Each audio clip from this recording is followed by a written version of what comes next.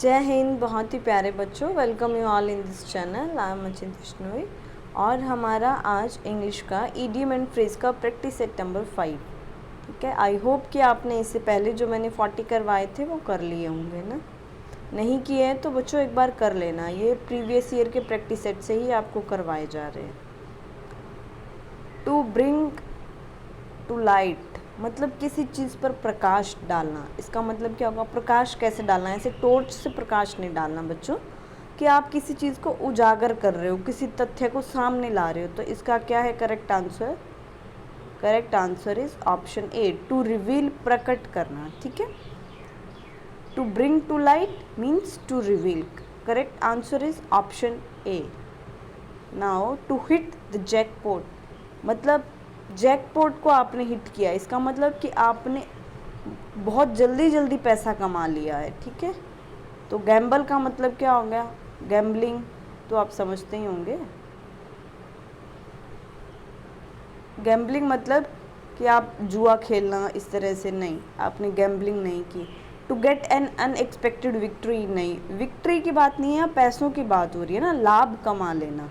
Victory अगर यहाँ पे हमें ऑप्शन नहीं दिया होता ना, टू मेक मनी क्विकली, तब आप इसका near by meaning unexpected victory वाला ले सकते थे। ठीक है, बट अभी आपके पास करेक्ट आंसर क्या होगा? To make money quickly, to hit the jackpot, to make money quickly. Okay, next, to burn the candle at both ends. ये इसमें ऑप्शन ही नहीं है बच्चों। ठीक है, इसको बाद में देखेंगे।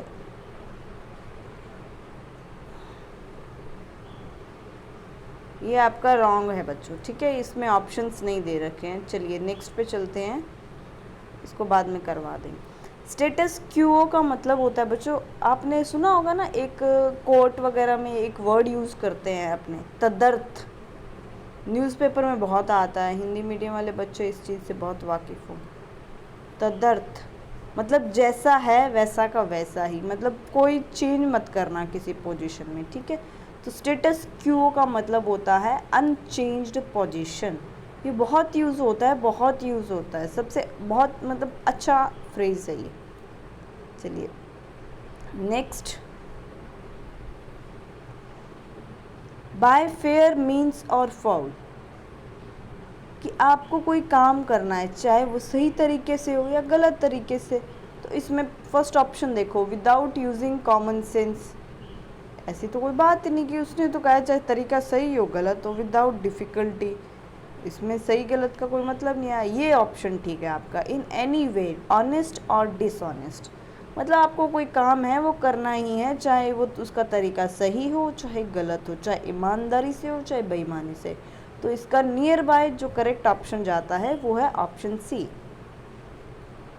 विच is in any way, honest और dishonest. Next one is at one's beck and call, मतलब कि किसी के ऊपर अपना प्रभुत्व रखना, हमेशा किसी के ऊपर अपना एक परछाया या किसी के ऊपर अपना हक ऐसे रखना कि नहीं, आप उसको बुलाओ तो वो तुरंत आ जाए।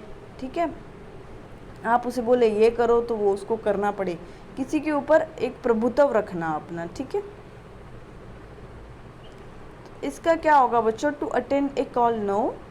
To be helped by someone, no. To be useful to someone, no.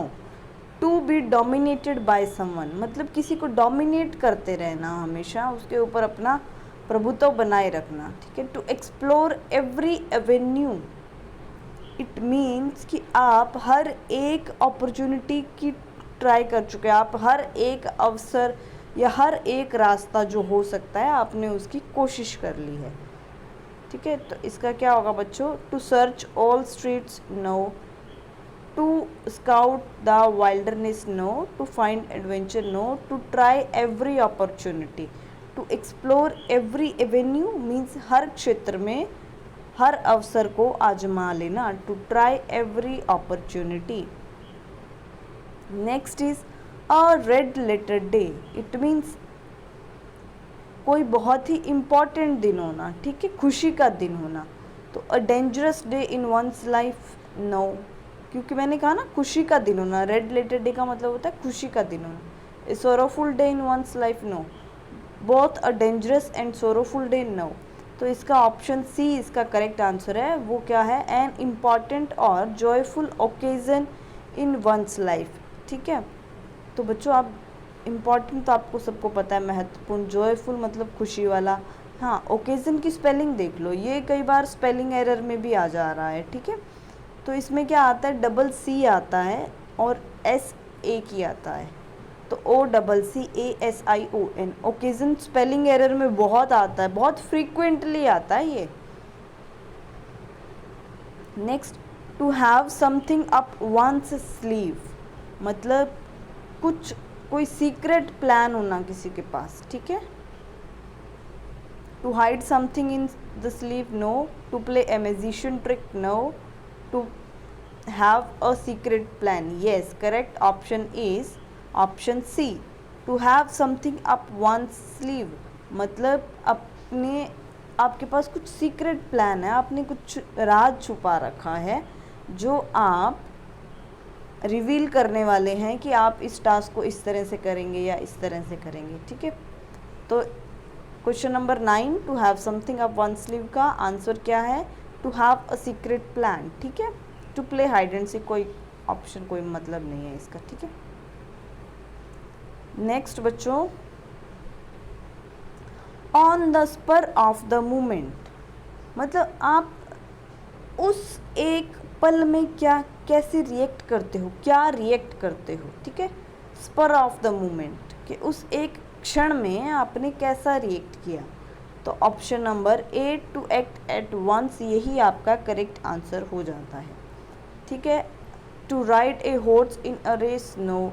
To act deliberately, deliberately का मतलब होता है बच्चों जानबूझकर, और on the spur of the moment होता है इंस्टेंट आपका जो रिएक्शन आया, कि आपने जानबूझ के नहीं किया कि मेरे को ऐसे रिएक्ट करना है, उस वक्त आपकी इंस्टिंक्ट जो कहती है वैसा रिएक्शन आना, वो होता है on the spur of the moment. ठीक है, डेलिबरेटली जानबूझकर, ये भी स्पेलिंग में आ जाता है, इसको याद कर लेना। ठीक है, to act at the point in time, नहीं, कि आपको जब पॉइंट किया गया कोई मतलब का नहीं है इसमें ऑप्शन, तो आपका option A, to act at once, correct answer है। ठीक है, चलिए, थैंक यू बच्चों, thanks for watching. I hope कि आप सब बहुत अच्छे से अपने प्रिपरेशन कर रहे हो और अच्छे से ऐसे ही प्रिपरेशन करते रहो। दिल्ली पुलिस कांस्टेबल के फॉर्म्स भी आ गए हैं, तो उन्हें आप अप्लाई कर दो। अच्छी जॉब है, अच्छी हैंडसम सैलरी है, आप दिल्ली में ही रहने वाले हैं।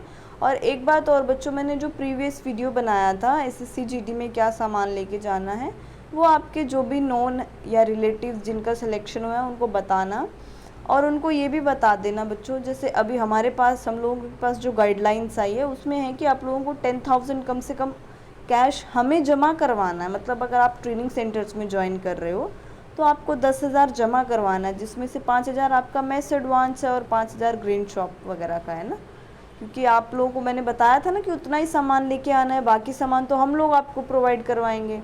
अब हम लोग प्रोवाइड करवाएंगे, कुछ आइटम्स तो उसमें गवर्नमेंट की तरफ से फ्री रहती है ना, तो वो हम दे देंगे। बाकी क्या है बच्चों, पेड रहती है, तो हम लोग कॉन्ट्रैक्ट करते हैं और वो चीज़ें मंगवा लेते हैं बहुत सारी, सिमिलैरिटी लाने के लिए, एक जैसी लाने के लिए।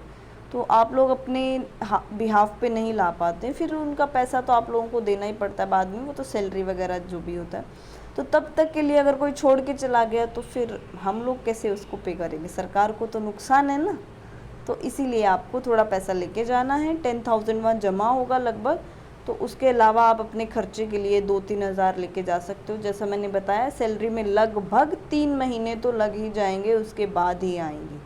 मेरी भी फर्स्ट सैलरी 6 महीने बाद आई थी, तो आप सोच सकते हो कि आपको कैसे मैनेज करना है। ठीक है, okay, have a good day, thank you.